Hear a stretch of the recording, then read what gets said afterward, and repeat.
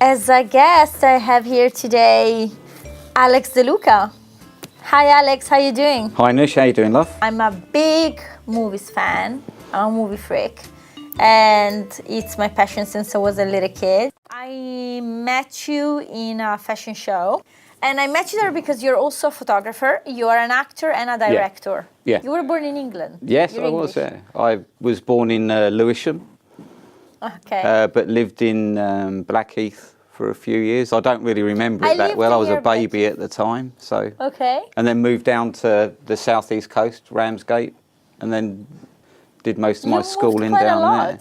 there. Yeah, all over the place. Okay. Then you came to London afterwards when you were like teenager or in your university time? I didn't really come down to London until I would say I was in my 20s. Okay. Because by then I'd moved around and done a few other jobs, you know, all over the place really. I mean, I don't like to I don't like to stay too still, like, because then I present an easy target to be for people, dynamic don't I? and change. A bit like me. I think I've been changing like 27 houses in 10 years since I've been in London. It's Wow. like you are an actor and at the moment you're working on your movie. Yeah. What's the name of the movie? I'm working on a couple at the moment, actually. A couple of movies, okay. One we've just been working on these past few days in the north of England called White Blade. White Blade, okay. What is it about? It's about King Oswald. It's a dark age piece. Lots of hairy, bearded. Lots of hairy men. Hairy men, bearded fellas roaming round, kind of like looking really scruffy, basically. And that's a very good intro for a movie. Like, but it makes you want to watch it. The film's got pretty much everything that you'd expect. It's got lots of action, you know, fighting. It's got intrigue, politics. It's got a little bit of sex in there as well, you know. Are you in the sex scene or? No, unfortunately, I'm playing an abbot. Alex! Why you're not in the sex scene? I know. This is what we all wanted. I know. And you wouldn't believe it, like, but the guy that wrote the thing's my mate as well.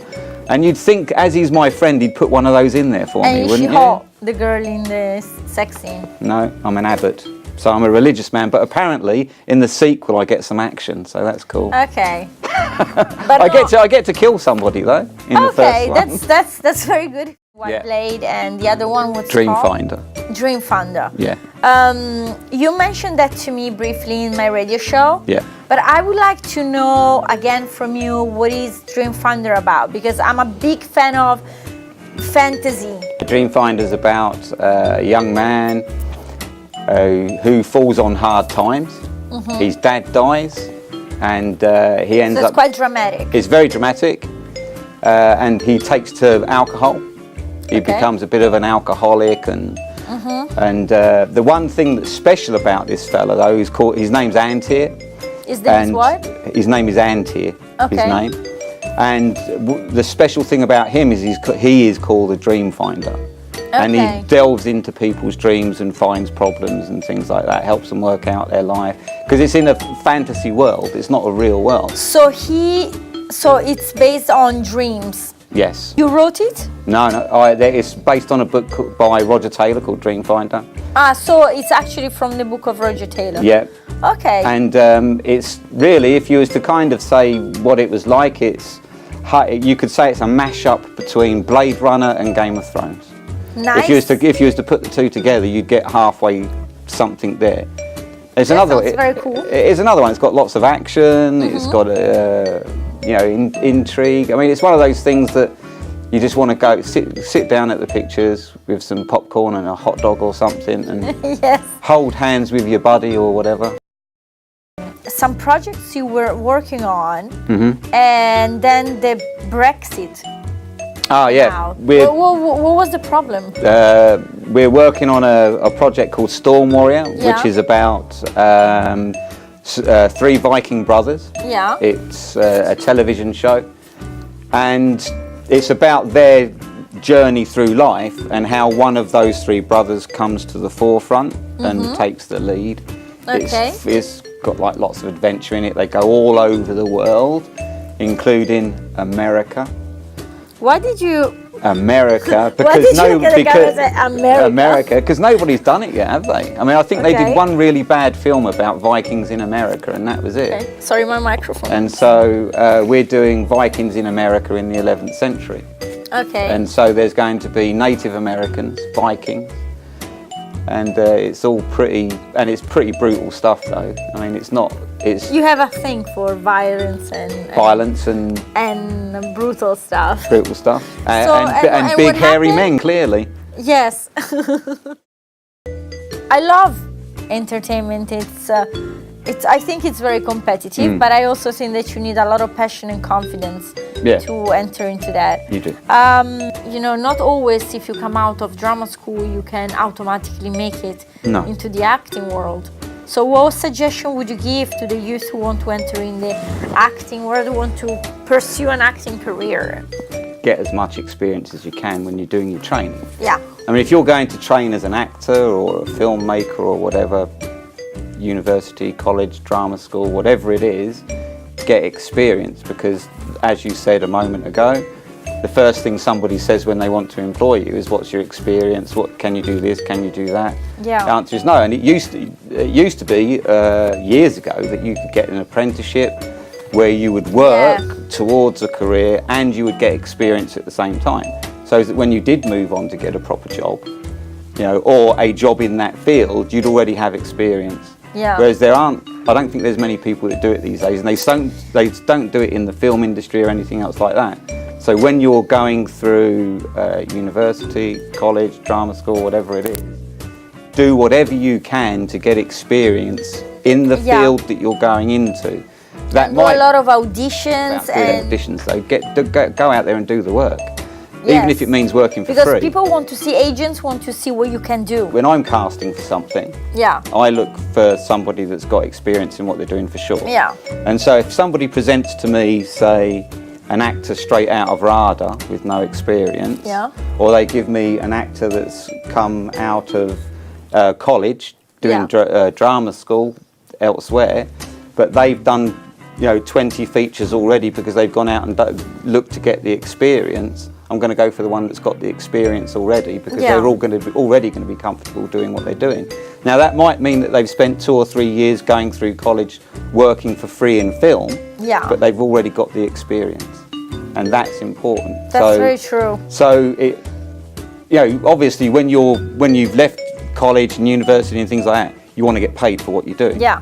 But while you're going through college and so on, don't be afraid to do free work. Be choosy with what you're doing, but don't be afraid to do free work, because it's important that you do that. And another thing that I always say to people, you can't get anywhere without being proactive. So those that rely on other people to get the job done for them, and that's why I always go for those that have already gone out and been proactive in what they're doing. Yeah. And that's very important, be proactive. Being proactive, so remember these words. And today we are talking about movies and entertainment and directing. What's your favorite genre? Science fiction. Science fiction. Yeah. What's your favorite movie? Oh, blimey. It's a hard question. That's a really, really tough. I mean, if you look at it purely as a vision, let's say if you have to think one movie that you say that's my movie, what would it be? Like maybe that is one of the first movies that you fell in love with. Star Wars. Star Wars. Yeah. Okay. Mine is Back to the Future. Yeah. Because I grown up with that, and I love horrors as well. Yeah. Horror movie. I like the feeling of getting scared. Also, I don't know if you feel the same, but when you watch horrors, they make sense. It's like everything makes sense. This feeling of getting scared or disgusted, and at the same time, like you're feeling something, and it's like you're going through a test, and then you come out from the test stronger. Yeah. So in a way, horrors make you stronger. That's how I see it. Maybe watching the film, but how many? There's some things in horror films that don't make sense. Okay. You know, when that guy turns round to the woman and says, "Right, whatever you do, don't go down in the cellar." And what the first thing that she does? And what's the first thing she does as soon as he's out the goes to the door? cellar. Like, look, she hears something in the cellar. like a little rustling or something like that. It's true. And then she's straight there to the door. It's like, she's been told not to go down in the cellar first thing. But that's the point. That doesn't make sense. Yeah, exactly. I think that that's obvious that horror movies must have that. But I think that directors should really start like thinking more realistic. Yeah. Because, for example, I never understood those scenes in horror movies where the girl comes out from the shower because she heard some noises coming out. Yeah. And outside is stormy. What does she do? Hello? She goes downstairs. She goes out.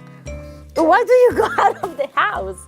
You know, it's so weird. You know, like she does that. Yeah. So anyway, apart from horror movies, I love also comedies. Do you like comedies? Yeah, I love comedy. Yeah. I like some stand-up comedies. I hate so much romantic comedies. I can't stand them because I can't stand cheesy things.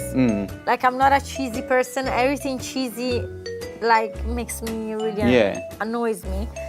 But I like romantic movies, but not romantic comedies. They should be one or the other. Yeah, exactly. Alex, it's been an absolute pleasure to have you, and I always like chatting with you. So, see you next time. Absolutely, next time. Bye. Yeah. Bye.